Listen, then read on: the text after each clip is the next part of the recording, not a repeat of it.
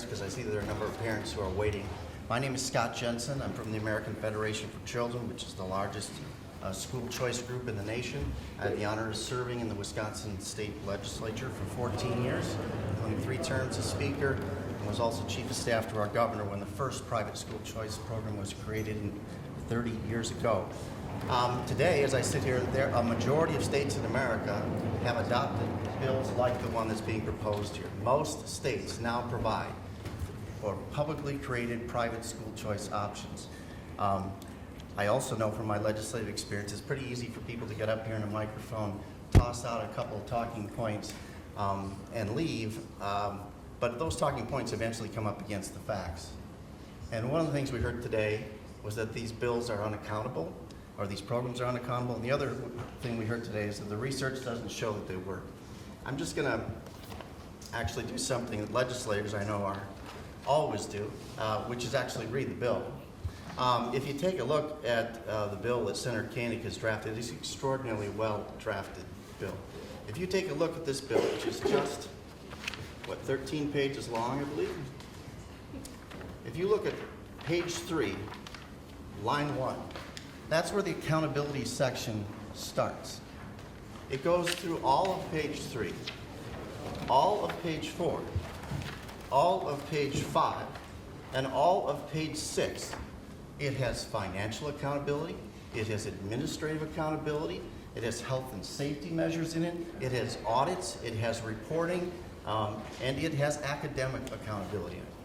But there's more, as Steve Jobs used to say.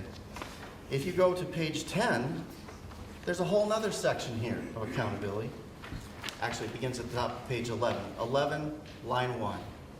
And here's where the penalties are for people who fail to comply with the law. There are audits of this program that are required. There are penalties for people who misuse funds. This is a very well-drafted bill with a great deal of accountability. In fact, half of the pages in this bill are devoted to making this program accountable. The other thing we heard, and I thought Senator King did a great job showing what all the research that has been out there. Overwhelmingly, the gold standard studies show that these programs benefit children, but there are 2 or 3 studies that suggest that they don't. I'll make another concession. If you take a look at the research on it, it shows there's actually only a modest improvement in test scores through private school choice programs at both the public schools that students have left and the private schools that students are now in. But the most statistically significant results come in other areas.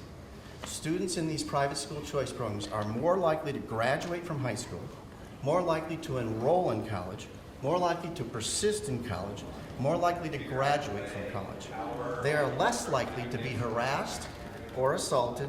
They are less likely to be convicted of a crime. They are less likely to be the subject of a paternity lawsuit. Those are all very good outcomes. And private school choice programs deliver them. And someone will now say, oh, that's a study by a right-wing think tank. The largest and most comprehensive studies now have been done by the Urban Institute. And for those of you who know, the Urban Institute is a left-of-center think tank in Washington, D.C. They did not begin this with a bias in favor of private school choice programs. Let me end by saying, in my hometown of the Milwaukee area, we have now had a program for so long that every publicly funded student is in the state report card program. So we can take a look at, the state gives out grades. All the traditional public schools, all the charter schools, and all the private schools that are participating in our school choice programs. Of the 42 schools in Milwaukee to earn the highest possible grade, and there are schools in Milwaukee getting an A, the highest possible grade, 2 of them were traditional public schools. The rest are all choice and charter schools. Overwhelmingly, the kids who are attending the best schools in Milwaukee are kids who are given the opportunity to attend a charter school or a private school through a program like the one that Senator Koenig has proposed here today. Thank you. Thank you for your testimony. Are there any questions or comments? Senator Emery. Thanks, Madam Chair. Yeah, thanks for your testimony. That was excellent. In your experience, we heard earlier some discussion about teacher salaries and concerns there. Are teachers in private schools paid better than public school teachers? On average, teachers in private schools are paid less. So that isn't entering into the fact that they're paid less and still performing better. That seems kind of counterproductive to what some of the testimony has made. You know, I think it's not necessarily the inputs, it's the way schools are managed. Anybody who's been involved in education for a while will tell you that principals are extraordinarily important. The kind of culture you build in the school with teachers, all things, those are very important. It's not to say that money is not important. Right. I mean, we favor more money for public schools and more choices for parents. To me, that's the happy middle ground that everybody here should be able to meet on. Right.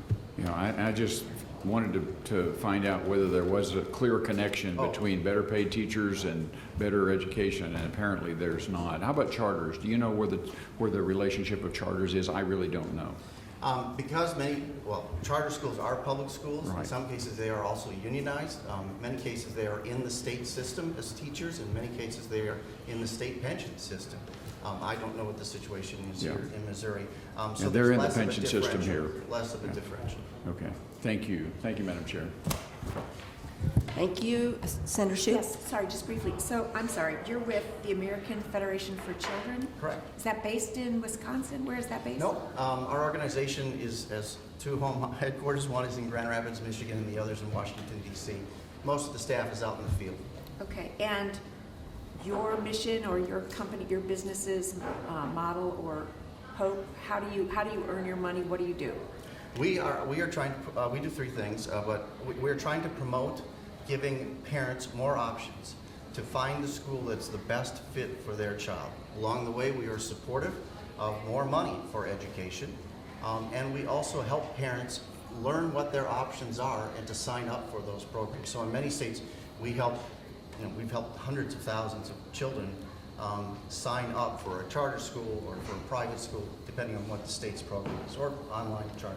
And are you a not-for-profit? Correct. Okay, and when you come into a state, do you look at the systems that are in place versus where you've been to figure out? Okay, thank you. Thank you. And you have less choice here than just about anywhere else in the Midwest. Thanks. Thank you for your testimony. Do we have another